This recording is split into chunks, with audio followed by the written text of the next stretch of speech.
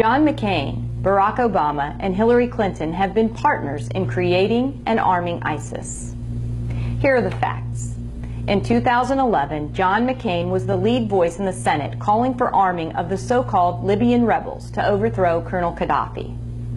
McCain even traveled to Benghazi in April of 2011 and called them his heroes. Are you concerned about the people that are actually fighting for the opposition here? Any worries about them? Fighting for the opposition? They're my heroes. Just 1 year later, McCain's heroes used those weapons to kill Ambassador Chris Stevens and 3 other brave Americans. After McCain, Obama, and Hillary had turned Libya into a terrorist playground, they shifted their attention to equipping the opposition against Assad in Syria.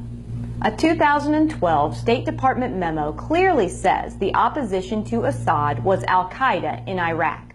That's right. The same terrorists who our soldiers had been fighting in Iraq became McCain's new heroes in Syria. In May of 2013, McCain traveled to Syria and was photographed with Syrian rebels, who may well have become leading figures in what would later be called ISIS. McCain returned to the United States and lobbied Congress to fund, arm, and support these Al-Qaeda freedom fighters to the tune of $500 million.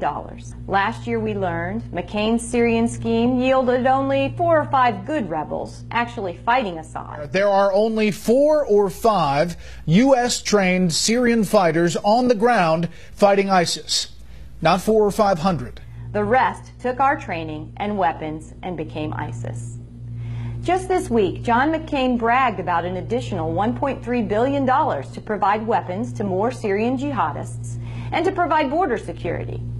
Not in Arizona, but in Lebanon and Jordan. I'm Dr. Kelly Ward, and I'm running for the United States Senate because John McCain has equipped our enemies, put our soldiers in harm's way, and turned even our own American soil into a battleground. Arizona needs a senator who represents Arizona, not ISIS.